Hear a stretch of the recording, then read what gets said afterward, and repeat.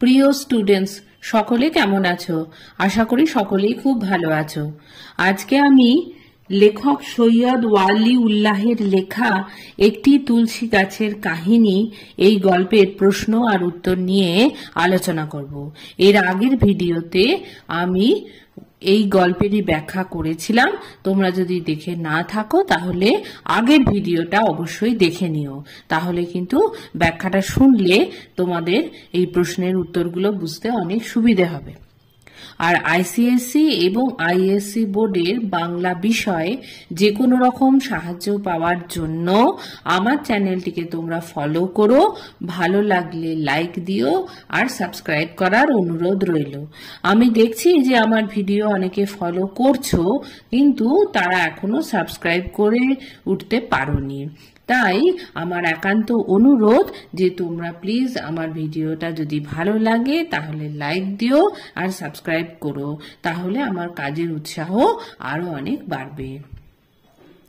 যাই হোক, চলো আমরা একটি তুলসী গাছের কাহিনী, এই গল্পের কি কি প্রশ্নের উত্তর রয়েছে সেটা আমরা দেখে নিই।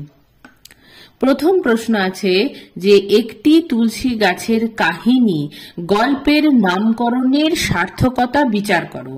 খুব মন দিয়ে শোনো, প্রয়োজনে তোমরা এই উত্তরগুলো লিখেও নিতে পারো। এর উত্তর হবে গল্পের নামকরণের মধ্য দিয়ে গল্পটির বিষয়বস্তু তথা ভাববস্তুর পূর্বাভাস পাওয়া যায়। প্রকৃতপক্ষে গল্প পাঠের পূর্ব প্রস্তুতি হয়ে ওঠে এই নামকরণের মধ্য দিয়ে। আলোচ্য গল্পের নামকরণটি তার বিষয়বস্তুর সাথে সামঞ্জস্যপূর্ণ ও যথার্থ হয়েছে কিনা তা বুঝে নিতে হবে গল্পের বিষয়বস্তু সংক্ষেপে আলোচনার মধ্য দিয়ে। এটা একটা প্রথম প্যারার মধ্যে হলো। এরপরে নেক্সট প্যারাতে তোমরা লিখবে লেখক ওয়ালি উল্লাহ কয়েকজন যুবকের স্বপ্ন ও স্বপ্ন ভঙ্গের ছবি এঁকেছেন এই গল্পটির মধ্যে। সাম্প্রদায়িক বিভেদ ও দেশভাগের পটভূমিতে হিন্দু ধর্মের লোকেদের একটি পরিত্যক্ত বাড়ি কয়েকজন মুসলমান যুবক দখল করেছিল। বাড়িটা তারা অন্যায়ভাবে তালা ভেঙে দখল করে। পরদিন দলে দলে নিরাশ্রয় ব্যক্তি সেখানে আসতে থাকে, কিন্তু আশ্রিত মুসলমান যুবকের দল ঘর ফাঁকা নেই এ কথা জানিয়ে তাদের ফিরিয়ে দেয়। বাড়ি দখলের ঘটনাটি পুলিশের কানে পৌঁছলে পুলিশ সেখানে এসে নানা ধরনের জিজ্ঞাসাবাদ করে, কিন্তু দেশ ভাগের ফলে বাড়ি দখলের সরকারি আইন স্পষ্ট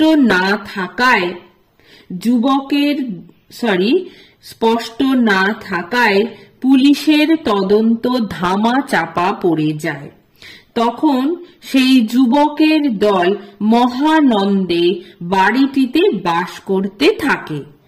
একদিন তারা বাড়ির রান্নাঘরের পেছনে একটি তুলসী গাছ দেখতে পায়।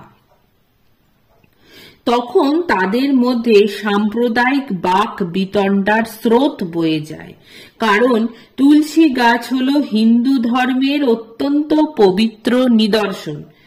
অধিকাংশ যুবক গাছটি থাকার পক্ষে রায় দেওয়ায় সেটি বহাল তবিয়তে স্বস্থানে বিরাজমান থাকে। কিছুদিন পরে দেখা যায় তুলসী গাছের পাতার খয়েরি রং সবুজ হয়ে উঠেছে, অর্থাৎ বোঝা যায় কেউ বা কারা গাছটির লুকিয়ে যত্ন নিচ্ছে। আবার কিছুদিন পরে একদিন সেই বাড়িতে পুলিশ আসে। তারা জানায় সরকার বাড়িটিকে রিকুইজিশন করেছে, ফলে তাদের বাড়িটিকে পরিত্যাগ করে চলে যেতে হবে। সকলের মুখে তখন দুশ্চিন্তার ছায়া নেমে আসে। দশম দিনে তারা সদল বলে বাড়ি ছেড়ে চলে যায়। তুলসী গাছটি পুনরায় বিবর্ণ হয়ে ওঠে, কারণ পুলিশ আসার পরদিন থেকে কেউ তুলসী গাছের গোড়ায় জল দেয়নি এবং গৃহকর্ত্রীর ছলছল চোখের কথাও কারো মনে আসেনি। এরপরে থার্ড প্যারার মধ্যে লিখবে, সুতরাং সম্পূর্ণ গল্পটি আলোচনার মধ্য দিয়ে দেখা যায় যে প্রকাণ্ড শূন্য বাড়িটি দখল করা হয়েছিল, সেই বাড়িটি সহসা একদিন তুলসী গাছের উপস্থিতি বাড়ির আসল মালিকের অস্তিত্ব ঘোষণা করল। সে যেন বাধ্য হয়ে ওই ফেলে যাওয়া হিন্দু পরিবারের প্রতিনিধি স্বরূপ হয়ে সেখানে বিরাজমান ছিল। তাকে দেখে ভাবুক মতিনের মানসপটে ভেসে ওঠে বাড়ির প্রকৃত মালিকের পূর্বেকার জীবনযাত্রার ছবি। মোদাব্বের এই গাছটিকে উপড়ে ফেলতে চাইলেও অনেকেই তুলসী গাছটিকে বিনষ্ট করতে চায়নি। তাই ইউনুস বলেছিল, ইউনুসের কথাটা তোমরা ইনভার্টার কমার মধ্যে রাখবে, থাক না ওটা, আমরা তো তা পুজো করতে যাচ্ছি না, বরঞ্চ ঘরে তুলসী গাছ থাকা ভালো। তাই অনেকে গাছটিকে যত্ন করে গোপনে, নতুন প্রাণের সঞ্চার করে গাছটির মধ্যে। সেই জন্য গল্পের সব চরিত্রকে ছাপিয়ে তুলসী গাছটি হয়ে উঠেছে এই গল্পের প্রধান চরিত্র। শেষ পর্যন্ত তুলসী গাছের অব্যক্ত যন্ত্রণার কাহিনী গল্পের মধ্যে প্রকাশিত হয়েছে। তাই কথা নির্দ্বিধায় বলা যায় যে এই গল্পের একটি তুলসী গাছের কাহিনীর নামকরণটি সার্থক এবং যথার্থ হয়ে উঠেছে। কেমন? এরপরে চলে যাই আমি 2 নম্বর প্রশ্নে। 2 নম্বর প্রশ্নতে আছে, অফিস থেকে শ্রান্ত হয়ে ফিরে প্রায় রাস্তা থেকেই চড়তে থাকা দোতলায় যাওয়ার সিঁড়ি ভাঙতে ভাঙতে মতিনের মনে জাগে এসব কথা। প্রথম প্রশ্ন, মতিন কে? লেখক সৈয়দ ওয়ালিউল্লাহের লেখা একটি তুলসী গাছের কাহিনী গল্পে মতিন হল একজন মুসলমান যুবক। সে পশ্চিমবঙ্গ থেকে বঙ্গভঙ্গের সময় আশঙ্কাগ্রস্ত হয়ে বাংলাদেশে উপস্থিত হয়। সে আসলে একজন উদ্বাস্তু। তার সাথে আর কে কে আছে? তার সাথে ছিল মোদাব্বের, বদরুদ্দিন, ইউনুস, মকসুদ ও অন্যান্য অনেকে। প্রকৃতপক্ষে এরা সকলেই ছিল উদ্বাস্তু। পরের প্রশ্ন, সে কি ভাবত? উত্তরটা মন দিয়ে শোনো। বঙ্গভঙ্গের সময় কয়েকজন মুসলমান যুবক পূর্ববঙ্গে চলে এসেছিল নিজেদের অস্তিত্ব রক্ষা করবার জন্য। তারা একটি খালি দোতলা বাড়ির সন্ধান পায়। তারা তখন বাড়িটি দখল করেছিল। সেই বাড়ির পেছনে অনেক জমি ছিল, সেখানে আম, জাম, কাঁঠাল ইত্যাদি গাছ ছিল। সেই জমি দেখে মতিনের মনে ভাবনার উদয় হয়েছিল। তার ছিল বাগান করার শখ। তাই মতিন ভাবছিল, বাড়িটির প্রকৃত মালিক বাড়ির সামনে কেন বাগান করলেন না? মতিনের কাছে যদি জমি থাকতো তাহলে সে বাগান তৈরি করত। সেখানে সে যত্ন করে নানা প্রকারের মৌসুমী ফুল, গন্ধরাজ, বকুল, হাসনুহানা, গোলাপ গাছ ইত্যাদি লাগাতো। চলে আসি ঘ নম্বর প্রশ্নে। বাড়িটাকে ঘিরে তাদের কি পরিকল্পনা ছিল? উত্তরটা হলো, লেখকের বক্তব্য থেকে আমরা জানতে পারি বাড়িটিকে ঘিরে ওই যুবকদের অনেক স্বপ্ন ছিল। মতিনের শখ ছিল বাগান করার, কিন্তু গরিবের স্বপ্ন কখনোই বাস্তবায়িত হয় না, কারণ তার কাছে সেই পরিমাণে জমি ছিল না। তাই সে ভাবতো সে যদি এই জমি পেত তবে সে ফুলের বাগান করত। তারপরে সন্ধ্যার পর অফিস থেকে ফিরে সে আরাম করে হালকা বেতের চেয়ার বা ক্যানভাসের ডেক চেয়ারে বসে গল্প গুজব করত। অপর ব্যক্তি আমজাদের ছিল তামাক খাওয়ার শখ। সে বাগানে বসে নলওয়ালা সুদৃশ্য গুড়গুড়ি টানত।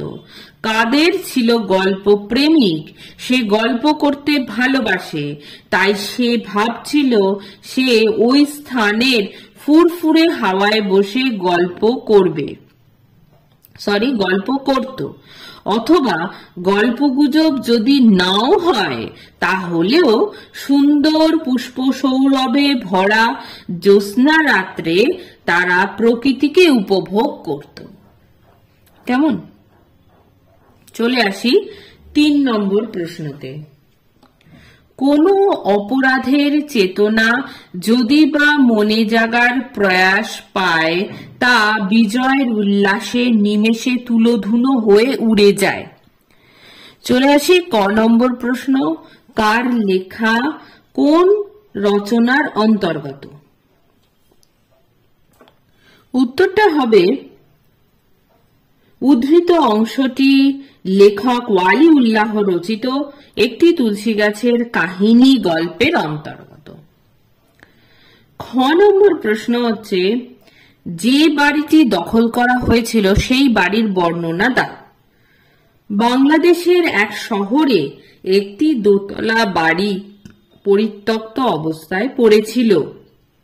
ধনুকের মতো বাঁকা পুলটির পরেই ছিল বাড়িটি। দোতলা, উঁচু, প্রকাণ্ড এই বাড়ি।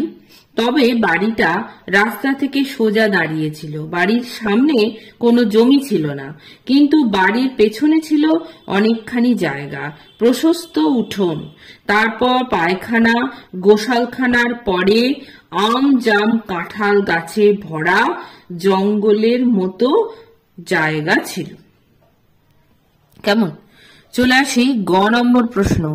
কারা কিভাবে বাড়িটি দখল করেছিল? এর সঙ্গে আর একটা লেজুর প্রশ্ন আছে, যেটা আমি এইখানে লিখেছি। বৈশাখের আম কুড়োনো ক্ষিপ্র উন্মাদনা বলতে কি বোঝানো হয়েছে? তাহলে প্রথম প্রশ্নটার উত্তর দিই যে কারা কিভাবে বাড়িটি দখল করেছিল।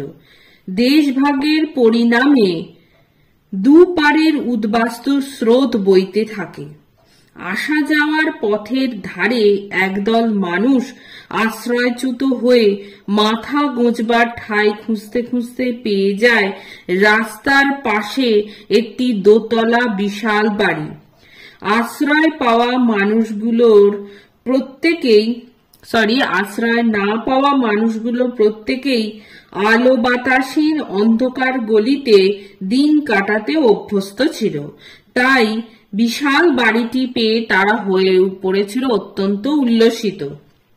বাড়িটি তালাবন্ধ অবস্থায় থাকলেও তালা ভেঙে তারা বাড়িটিকে দখল করেছিল। এর পরের প্রশ্নটা যেটা আছে যে বৈশাখের আম কুড়োনো ক্ষিপ্র উন্মাদনা বলতে কি বোঝানো হয়েছে? তার উত্তর হলো যে বাড়িটিকে জবরদখল করতে তারা এক মুহূর্ত দেরি করেনি। আর এই ঘটনাকে কেন্দ্র করে বৈশাখের আম কুড়োনোর কথা লেখক বলেছেন। কালবৈশাখীর ঝড়ে গাছ থেকে আম পড়ে যায়, আর সেই আমের ওপর মালিকের যেমন কোনো অধিকার থাকে না, বরং অপরের গাছের সেই আম কুড়ানোর মধ্যে লুকিয়ে থাকে একটা প্রচন্ড উল্লাস, সীমাহীন আনন্দ, বিরাট একটা উন্মাদনা। যে যত খুশি কুড়িয়ে নিতে পারে তার ততই লাভ। আলোচ্য অংশের লেখক বাড়ির জবরদখলের উন্মাদনাকে সেই আম কুড়ানোর আনন্দের সাথে তুলনা করেছেন। পরের প্রশ্ন যেটা ঘ নম্বর, উদ্ধৃত মন্তব্যটির তাৎপর্য বিশ্লেষণ করো। উদ্বাস্তুর দল নিজের দেশের আশ্রয় থেকে বিচ্যুত হয়ে এসে পড়েছিল অন্য দেশে। এখানে তাদের মাথা গোঁজার ভালো আশ্রয় নেই। প্রত্যেকেই দীর্ঘদিন অস্বাস্থ্যকর পরিবেশে দিন কাটাচ্ছিল। ঠিক এমন সময় তারা সেই বাড়ির সন্ধান পায়।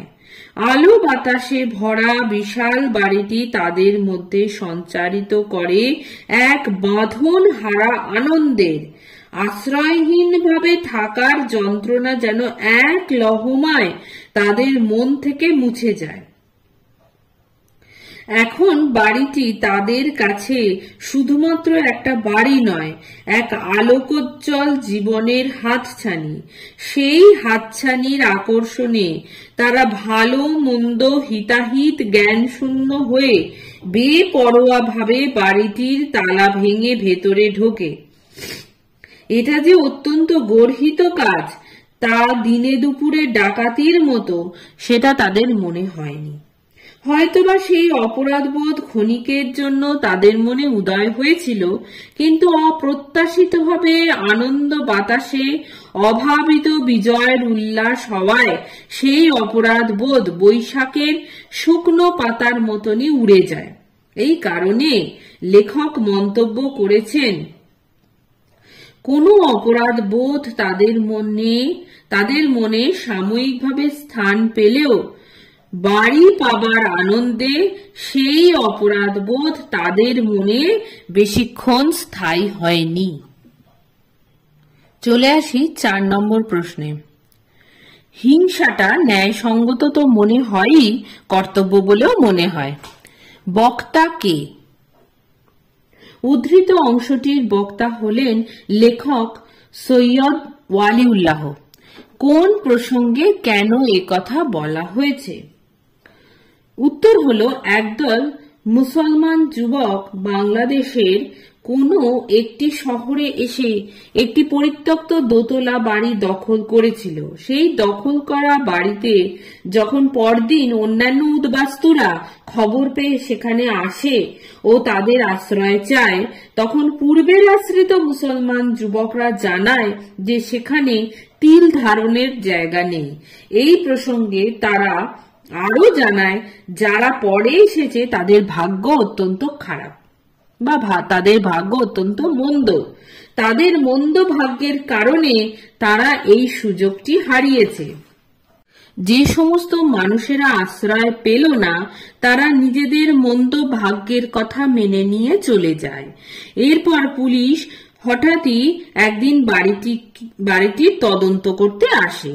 পুলিশ দেখে বাড়ির নতুন ও নবাগত বাসিন্দারা প্রথমে ভেবেছে বাড়ির পলাতক মালিক হয়তো বাড়ি পুনরুদ্ধারের জন্য পুলিশের কাছে নালিশ করেছে, কিন্তু সে ভাবনা তাদের মনে বেশিক্ষণ স্থায়ী হয়নি।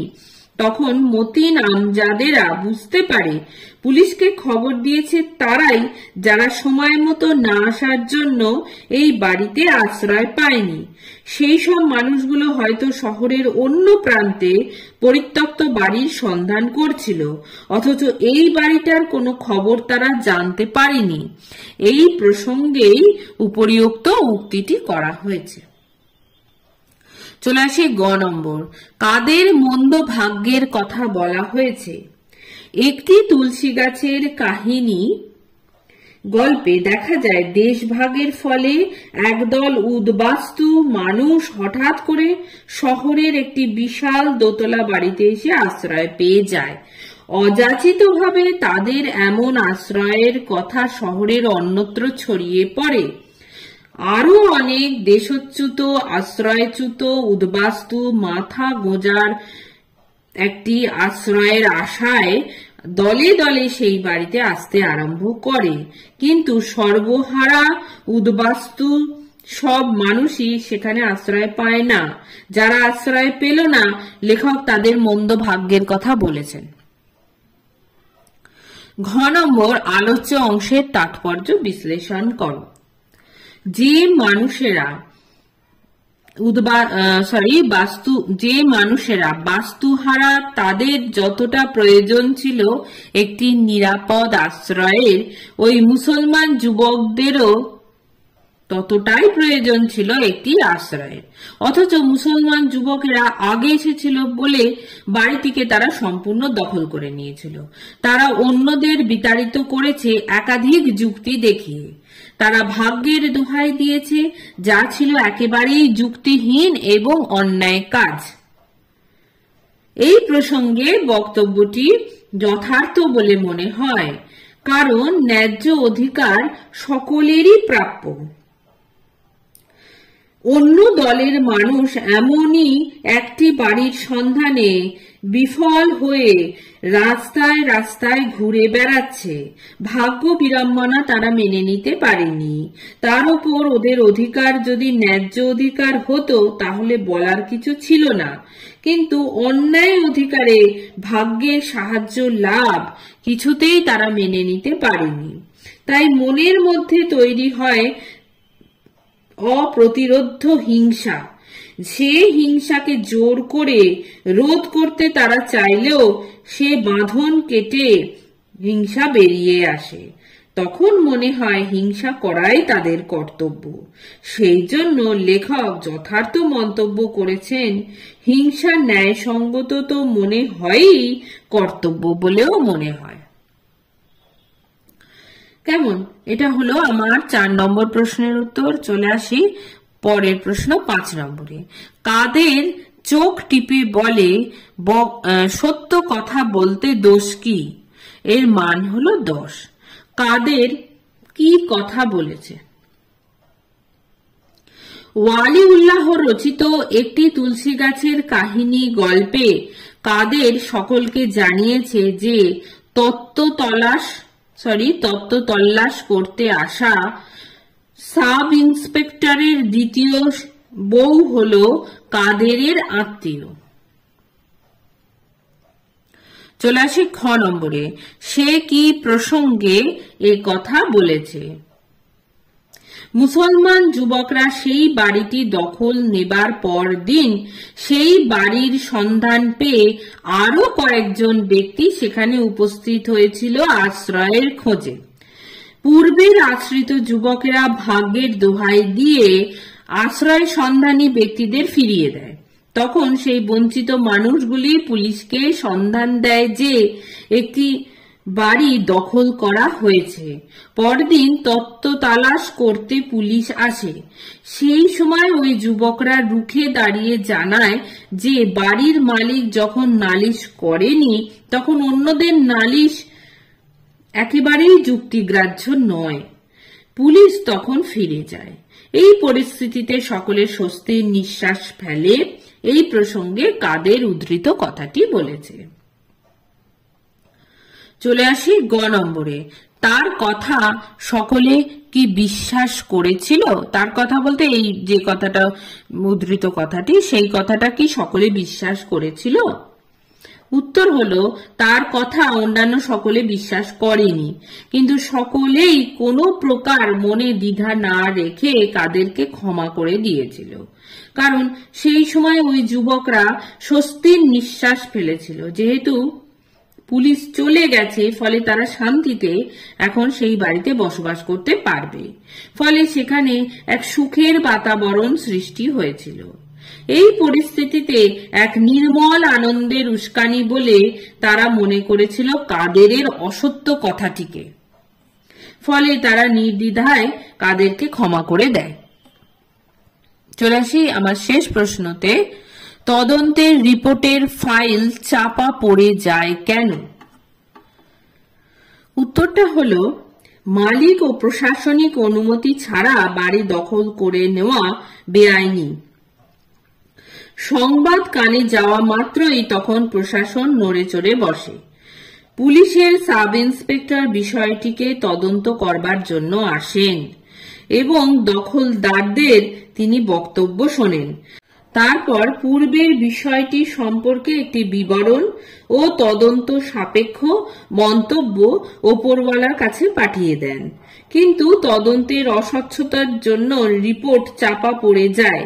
কারণ ওই অস্বচ্ছ রিপোর্ট থেকে কোনো স্থির সিদ্ধান্তে উপনীত হওয়া সম্ভবপর নয়। সেই কারণে তদন্তের ফাইল চাপা পড়ে যায়। কেমন? তাহলে আমি এখানে 5টা প্রশ্নের উত্তর নিয়ে আলোচনা করলাম, কিন্তু গল্পটা যেহেতু বড়, আরো কয়েকটা প্রশ্নের উত্তর নিয়ে আমি পরবর্তী ভিডিওতে আলোচনা করব। তোমরা সকলে খুব ভালো থেকো, মন দিয়ে পড়াশোনা করো। দেখা হবে পরবর্তী ভিডিওতে।